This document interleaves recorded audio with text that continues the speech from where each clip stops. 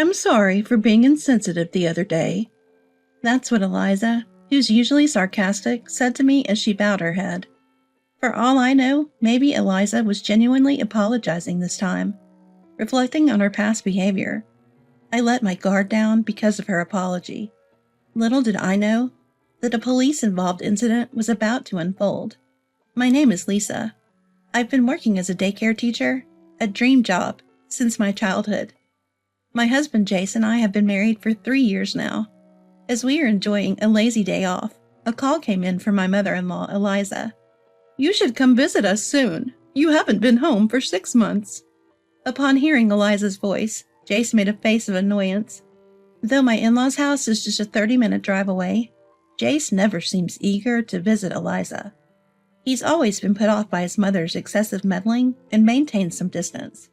Eliza has always thrown jabs at me, ever since we got married, as if blaming me for taking away her only son. Though I find Eliza difficult, I have no choice but to go when called. The last time she told us to visit and we didn't, she showed up at our house unannounced.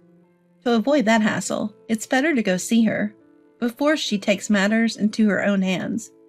Sure enough, upon visiting for the first time in 6 months, the sarcastic comments started flying. Every time I visit, I feel stressed, being pestered about not having children yet. "You can't have kids because you're busy working. A woman should stay home." My father-in-law, Derek, a retired middle school teacher, often had to work on weekends due to his hectic schedule. Housewife Eliza always boasted, "I raised Jace all by myself. We can't make ends meet on my salary alone." Jace immediately encountered Eliza's snide remark. I want to work because being a daycare teacher was my dream. Especially this year, as I'm in charge of the seniors.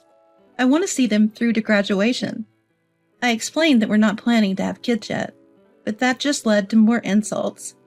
"I was against your marriage from the start. What good does a daycare teacher do for society? You're just playing with kids all day, aren't you?" I was angry at being accused of just playing, but I let it slide with a wry smile. I can't let every one of Eliza's words get to me. Once she started her insults, there was no stopping her.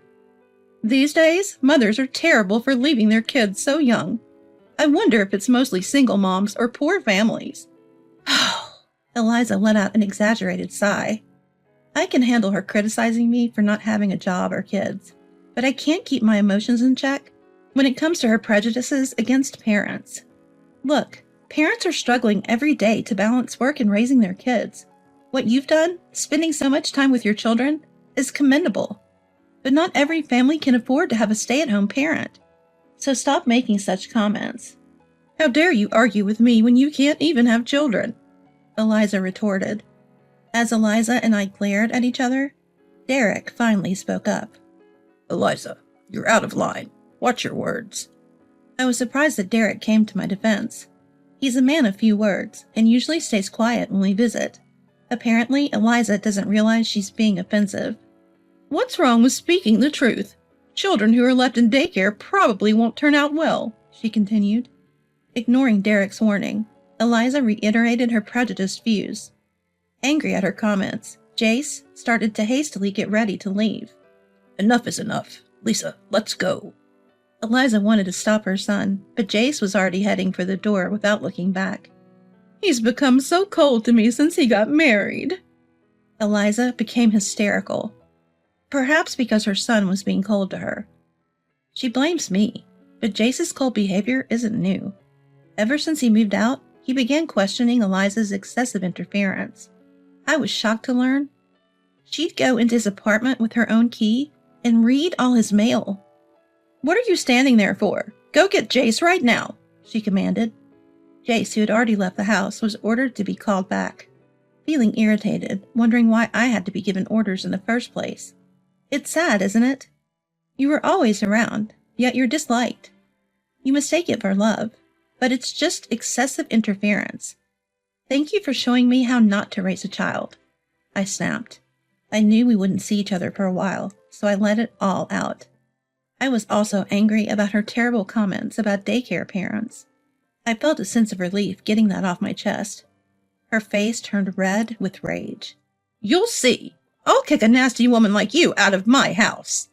Eliza slammed the front door after kicking me out. I figured this means I won't be called or visited for a while. I told Jace, who was waiting for me outside the entrance, what had happened. Good on you for standing up to Mom. We'll have some peace for a while now. I felt reassured by Jace's words, but what Eliza said last still bothered me. If we don't hear from her, I guess we don't have to visit for Christmas. A few days after thinking this, Jace got a message from Eliza. She's asking if we'd like to come to a pizza party. She said she regrets what she said to Lisa and wants to apologize. Jace asked me what I thought, and I hesitated. Honestly, I can't imagine Eliza actually apologizing. The olives on the pizza are from a friend's farm. They're really fragrant and delicious.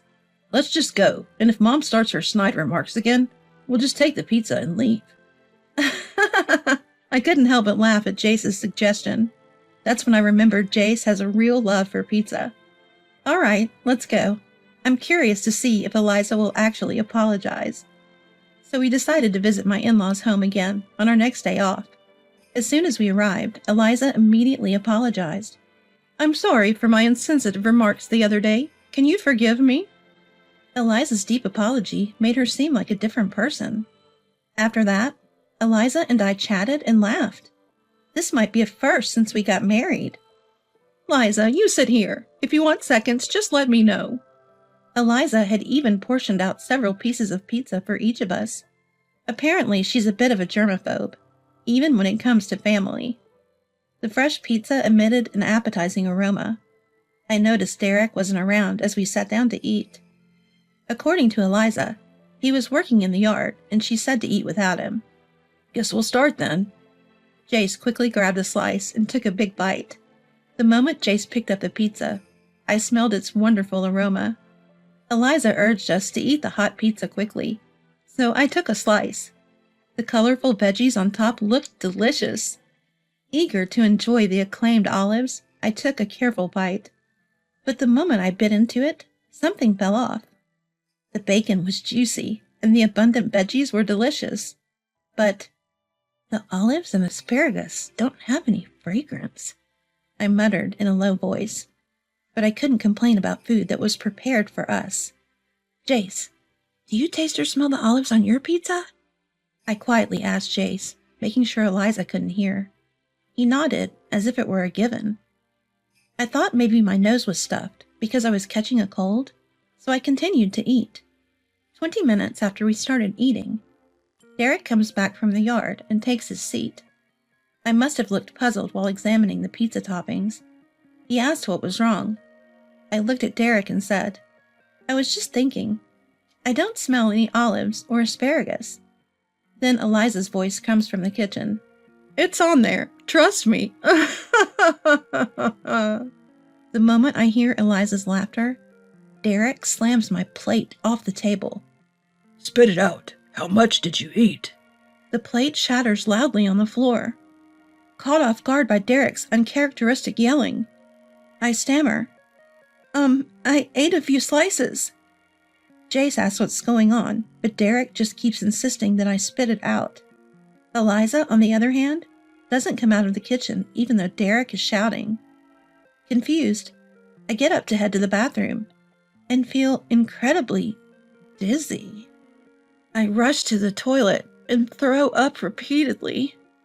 I start sweating profusely and collapse in the bathroom. Call an ambulance, now! I hear Derek instructing Jace, and it sounds like he's also yelling something at Eliza in the distance. Next thing I know, I'm lying in a hospital bed. Apparently I fainted temporarily due to dehydration from vomiting so much. You're going to be fine. We got you treated right away, Jace says, looking almost in tears, as he explains what happened. Turns out, the pizza I ate contained red spider lily, a plant considered poisonous. While it's known for its beautiful flowers, the bulb resembles olives, and the stem looks like asparagus. To an untrained eye, it could easily be mistaken. Quick-thinking Derek had sent a portion of the pizza with Jace to be analyzed, revealing the presence of red spider lily. Is Jace okay? I was concerned as he had been eating silently. We had all the pizzas checked, but... Jace hesitates. The only pizza that had red spider lily was yours, Lisa. Chills run down my spine at this revelation, meaning someone intentionally fed me the poisonous plant. And the only person who could have done that was Eliza, who made the pizza herself. The doctor at the hospital says they need to report the food poisoning incident to the health department and asks for details. After hearing the situation, the doctor clearly thinks Eliza's behavior is suspicious and suggests contacting the police. Jace agrees, but says he needs time to process everything. I can't think of her as my mother anymore. She's a criminal. What would have happened if Dad hadn't noticed? I recall seeing news about people dying from consuming red spider lily. The thought that I could have been one of them terrifies me. First, I want to talk to Derek. I'm too scared to speak with Eliza right now. When we leave the hospital, we call Derek. He had left multiple calls and messages. However, what's even more terrifying is that there had been no communication from Eliza. Are you okay? No matter how much I question Eliza, all she says is that she made a mistake, but I'm sure she did it on purpose. Even the usually reserved Derek seemed agitated. I've been holding back, but I can't take it anymore. She really is something. Upon hearing about Eliza's shocking past from Derek, both Jace and I were stunned. Eliza lured me in, claiming she wanted to apologize, but she intended to harm me all along. Anger surged within both Jace and me, so we decided to confront Eliza directly. When we arrived at the parents-in-law's house, Eliza was sitting there, looking exhausted. She must have been scolded by Derek. Yet she didn't apologize or show any sign of concern upon seeing me. I never thought Derek would catch on. I was hoping to get rid of you, the audacious woman that you are. Jace snapped at Eliza's brazen attitude. You've got to be kidding! You criminal! Eliza seemed rattled being called a criminal by her own son. What do you mean? I did this for Jace's sake. If he stays with you, he'll never see his children. I'll find him a better partner, so just leave.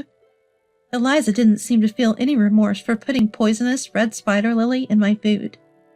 So you intentionally mixed red spider lily. You wanted me to lose my life? Was this premeditated? Yes, I did it on purpose. Red spider lily grows nearby. It's easy to get. It's a shame you didn't eat more. You would have done more than just throw up. Jace lunged at Eliza in rage. I stopped Jace and pulled out the voice recorder I had in my chest pocket. Eliza, you've confessed to intentionally harming me, and it's all on this recorder. I'll be filing a damage report with the police. Eliza paled at the mention of the police. What? You'd send a family member to prison? Yes, and both Derek and Jace have agreed. Besides, you've done the same to Derek in the past. I relayed what I'd heard from Derek. There had been a major fight over a trivial matter before. The day after the big fight, Derek noticed that dinner's pizza had no smell of olives. As a former middle school teacher, he was always cautious about food poisoning and knew what could be toxic. Instantly, he thought of red spider lily. Derek faked a stomachache and didn't touch the pizza. After Eliza went to bed, he checked the trash can and found remnants of red spider lily, which terrified him. Because of his past experiences, he was able to quickly tell me to spit it out. I can tolerate it if it's just me, but I can't allow harm to come to someone important to my son. We're getting divorced now. Derek had been able to focus on work because of Eliza's support. She had helped raise Jace, so he couldn't easily bring himself to say divorce. He knew red spider lily had been mixed into the pizza, but never blamed Eliza before. But now, he seemed resolved to give up on Eliza. Eliza, who never thought divorce was on the table, was stunned. How am I supposed to live now? I'll give you this house. We have some savings. They'll be your retirement fund once we distribute the property. Derek continued talking about divorce, like he'd been planning it all along. Eliza barely had a moment to interject. While they were discussing the divorce, we decided to leave the house. We'll go to the police station with Jace. Please cooperate once the investigation starts, I said, and headed straight to the police station. The damage report was accepted, so an investigation into Eliza would soon begin. After that, Eliza started calling us almost daily. Please, retract the damage report. Her voice was full of exhaustion. Derek divorced her soon after and moved out. Between the police coming and Jace leaving, nasty rumors about Eliza had started in the neighborhood. Though she begged for help, I had no sympathy. I can't deal with any more persistent phone calls. Even if I change my phone number, there's nothing stopping them from just showing up at my house. Fed up with even having to deal with this, I finally said, "Fine, I'll retract the damage report. But never show your face to us again. Even when a grandchild is born, you won't meet them. If you approach us, I'll consult the police." This seemed to shock Eliza, who had been eagerly awaiting a grandchild. However, she must have thought that a criminal record would be more damaging. Eliza ended up paying me settlement money, so I withdrew the damage report. She probably used the money from a property division she got during her divorce from Derek, so her savings must have taken a big hit. I heard from Derek that Eliza couldn't take the neighborhood gossip anymore, and eventually sold her house to move to a cheaper rental in Philadelphia. Apparently, she's been calling Derek, wanting to get back together, but he made it clear that's not happening. From here on out, Eliza is likely facing a lonely life on her own. As for Derek, he moved close to our house. I've grown to love Derek, who I can really count on. I'm sure that even if we have grandchildren in the future, Derek will be there to protect them.